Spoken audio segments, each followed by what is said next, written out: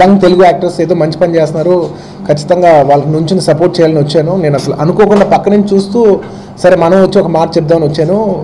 I really like to thank all the actors ఇక్కడ ఉన్న వాళ్ళందరూ for supporting the entire Chennai floods. And ఒక group లాగా మన మెడ్రాస్ కోసం ఒక గ్రూప్ ఫామ్ చేసి వీళ్ళు they done a very good job.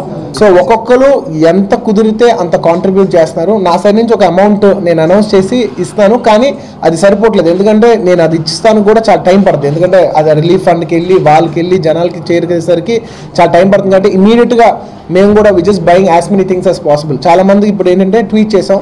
First thing వాళ్ళు అడిగేది ఏంటంటే ఇప్పటికి ఫుడ్ సప్లై సరిపోయింది, వాటర్ చాలా తక్కువ ఉంది, so please send water bottles. And main అందరూ వాటర్ కంటే ఎక్కువ అడిగేది ఏంటంటే blankets.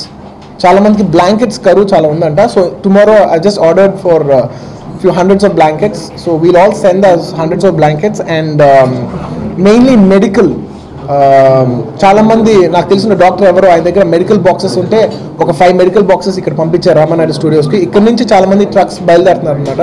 So I like to thank everybody who's contributed to this cause. And మా సాయశక్తిలో మేము ఎంత చేయాలో అంత చేయగలుగుతున్నాం. మీరు ఒక క్యాండిల్ పంపించిన it will be very very helpful. So please try to help as much as possible. Humanity చూపించే టైము, పైగా మన మేమందరం వచ్చింది నా it's like my home town. నేను పుట్టి పెరిగింది మెడ్రాస్ అనమాట. ఆ ఊరికి ఏదో అవుతుందంటే మాత్రం నాకు చాలా బాధగా ఉంది. అండ్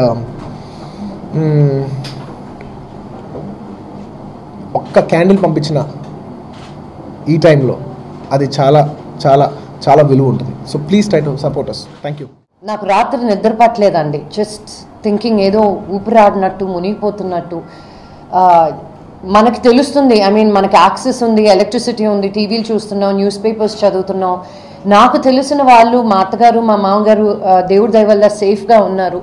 బట్ వాళ్ళ కజిన్స్ కానీ రిలేటివ్స్ కానీ ఇంకా టచ్లోకి రాలేదు. ఎలా ఉన్నారో తెలియదు, అసలు ఉన్నారో లేదో తెలియని పొజిషన్లో ఉన్నాం ఇప్పుడు.